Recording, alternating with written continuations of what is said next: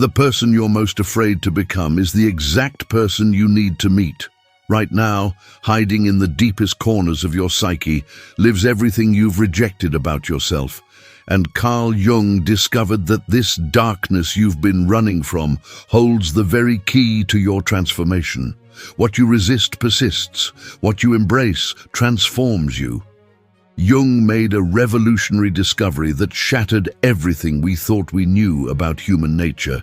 The parts of ourselves we despise, deny, and desperately try to hide contain our greatest potential for growth. He called this rejected aspect of personality the shadow, and learning to face it rather than flee from it became the cornerstone of his approach to psychological healing. Think about the last time you felt a surge of intense dislike towards someone. That person who triggered something raw and uncomfortable in you. Jung would ask you a disturbing question. What if that person was showing you a mirror? What if the very qualities that repulse you in others are actually disowned aspects of your own nature, banished to the unconscious realm of your shadow? We spend our entire lives constructing an image of who we think we should be. The good person, the kind person, the rational person, the strong person. But Jung discovered that this idealized self-image creates a psychological splitting that leaves us fundamentally fragmented. For every quality we claim as me, there's an opposite quality we declare as not me. And that rejected material doesn't disappear. It goes underground into the shadow, where it continues to influence our behavior in ways we don't recognize. Your shadow formed through a process Jung called moral education. The countless moments throughout childhood when you learned that certain impulses, emotions, and behaviors were unacceptable. The angry child learns to become overly nice. The naturally assertive child learns to become passive.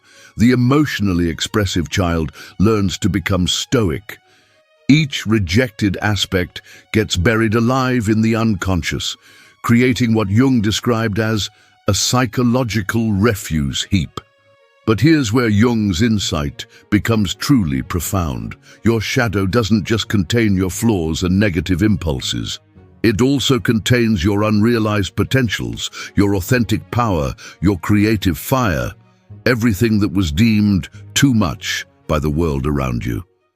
The very qualities you've been taught to suppress may be the exact qualities you need to become whole. You've probably noticed how the people who irritate you most seem to possess qualities you secretly wish you had the courage to express. The selfish person who sets boundaries you're too afraid to set. The arrogant person who speaks with confidence you've never allowed yourself. The irresponsible person who follows their passion while you follow duty. Jung would say these aren't coincidences, they're invitations to reclaim disowned parts of yourself. The tragedy is that most people spend their entire lives at war with their own shadow, never realizing that this internal conflict is the source of their deepest suffering. They project their darkness onto others, seeing enemies everywhere while remaining blind to the enemy within. They exhaust themselves trying to maintain an impossible purity, never understanding that their very effort to be good is what's making them miserable. But what if everything you've been taught about dealing with your darkness is wrong? What if the path to transformation isn't about conquering your shadow, but about befriending it? You know that feeling when you catch yourself acting in a way that contradicts everything you believe about yourself. That moment of shocking recognition when you realize you're capable of thoughts, feelings, or behaviors you've always condemned in others. Most people experience this as shame, as evidence that they're fundamentally flawed. But Jung saw it differently. He saw it as the beginning of psychological honesty. Perhaps you've experienced that uncomfortable moment when someone points out a behavior pattern you've been blind to. The nice person discovering their passive-aggressive tendencies. The rational person confronting their emotional volatility. The generous person facing their hidden resentments. These moments feel like psychological earthquakes because they shatter our carefully constructed self-image. Jung understood that we develop elaborate defense mechanisms to protect ourselves from seeing our own shadow. We rationalize our behavior, blame others for our reactions, and create complex narratives to maintain our preferred self-image. But these defenses come at a cost. They keep us trapped in patterns that no longer serve us, unable to access the full spectrum of our humanity. Consider the person who prides themselves on being above anger, always calm, always controlled, always reasonable. But Jung would ask, where does that anger go? It doesn't disappear, it gets displaced. It shows up as chronic tension, passive-aggressive comments, or sudden explosive outbursts that seem to come from nowhere.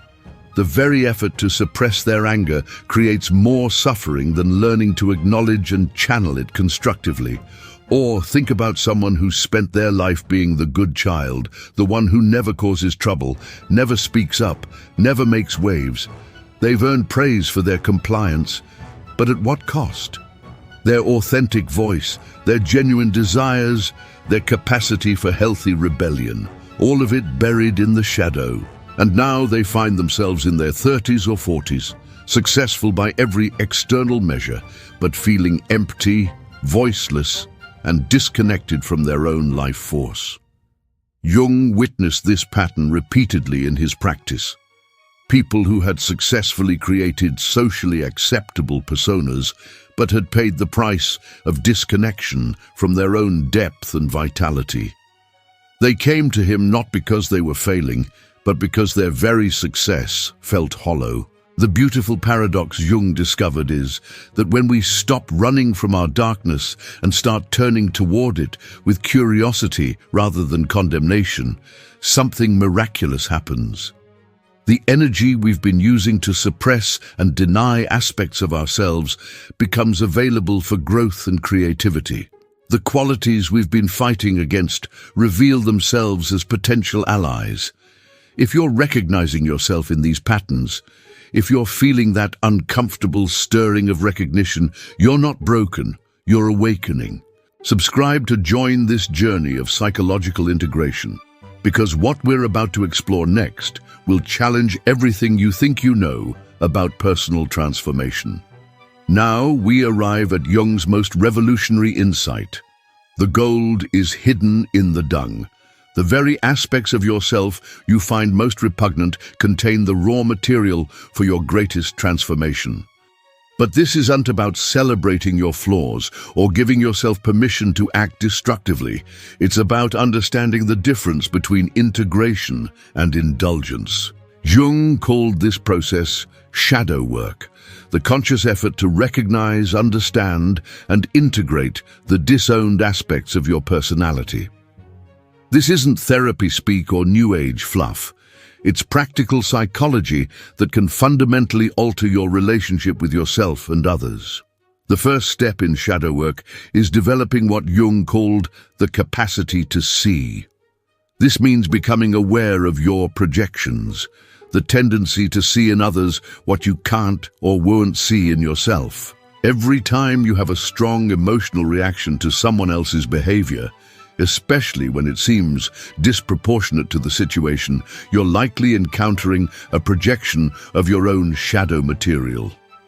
Start paying attention to your judgments. What qualities in others trigger the strongest negative reactions in you? The person who's too aggressive might be showing you your own disowned assertiveness. The person who's too emotional might be reflecting your own suppressed feelings. The person who's too selfish might be mirroring your own unmet needs for self-care. But here's the crucial part. Recognizing these projections isn't about excusing harmful behavior in others or yourself. It's about reclaiming the energy you've been putting into external conflicts and redirecting it toward internal integration. When you own your shadow projections, you stop needing others to be different and start having the power to change yourself. Jung discovered that our shadow often contains not just our destructive impulses, but our creative and vital energies that were suppressed because they were inconvenient or threatening to others. The child who was told they were too loud may have buried not just their noise, but their enthusiasm and joy. The child who was criticized for being too sensitive may have shut down not just their tears, but their intuition and empathy. Shadow integration involves a delicate process of separating the essential energy from its destructive expression. You can reclaim your assertiveness without becoming cruel. You can embrace your sexuality without becoming predatory. You can access your anger without becoming violent. The goal is to find conscious, constructive ways to express energies that have been operating unconsciously and destructively. One of the most powerful shadow work practices Jung recommended was active imagination, consciously engaging with the figures and energies that appear in your dreams and fantasies. Instead of dismissing the negative characters in your dreams as meaningless, Jung suggested having conversations with them, asking what they want, what they need, what gifts they might bring if properly honored. Another essential practice is what Jung called holding the tension of opposites. Instead of immediately choosing sides when you encounter conflicting impulses within yourself, learn to sit with the tension. The part of you that wants security and the part that wants adventure. The part that wants to please others and the part that wants to speak your truth. The part that wants to be responsible and the part that wants to be free. Jung realized that most psychological suffering comes from our inability to hold paradox, our insistence on being consistent rather than complete. But humans are paradoxical beings. We contain multitudes, and our attempts to resolve this tension by choosing one side and rejecting the other is what creates the shadow in the first place. But there's a secret to shadow work that most people miss, and it's the key to why some people transform while others remain stuck in endless self-analysis. Here's the secret Jung discovered that changes everything. Your shadow doesn't want to be eliminated. It wants to be witnessed, understood, and given a seat at the table of your conscious life. The moment you stop trying to destroy your darkness and start trying to understand it, the entire dynamic shifts from warfare to negotiation. Jung's most profound realization was that the shadow serves a function. Every negative trait, every disowned impulse, every rejected aspect of yourself emerged for a reason. Your anger might be protecting your boundaries. Your selfishness might be preserving your energy. Your ruthlessness might be safeguarding your dreams. The goal isn't to eliminate these energies, but to conscious them and channel them constructively. This is why traditional approaches to overcoming your flaws often fail. You can't overcome something that's an integral part of your psyche. You can only learn to work with it more skillfully. Jung discovered that when people stopped fighting their shadow and started listening to it, remarkable transformations occurred. The person who owned their capacity for selfishness discovered they could set healthy boundaries. The person who acknowledged their potential for cruelty found they could be appropriately fierce when the situation demanded it. The person who faced their inner critic learned to access discernment without self-destruction. But Jung's most shocking insight was this: your shadow knows things your conscious mind doesn't. It contains wisdom that your socially conditioned self has been trained to ignore. Your irrational emotions might be responding to subtleties your logical mind missed. Your inappropriate impulses might be pointing toward authentic needs you've been taught to suppress.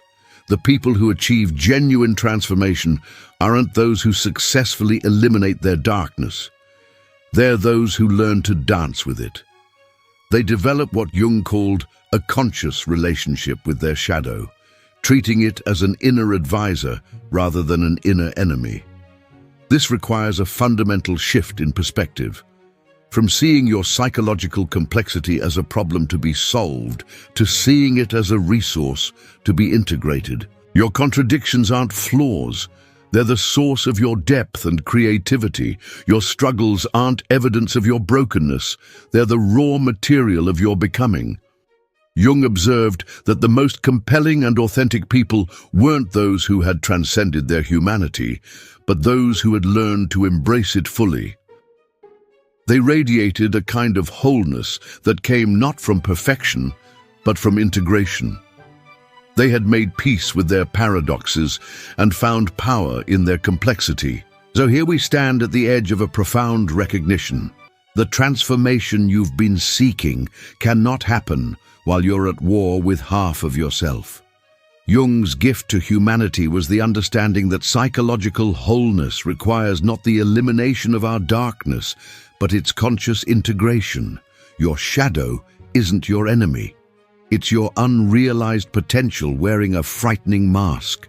Every quality you've rejected, every impulse you've suppressed, every aspect of yourself you've banished to the unconscious contains energy that could be serving your growth if properly understood and channeled. This doesn't mean acting on every impulse or justifying harmful behavior.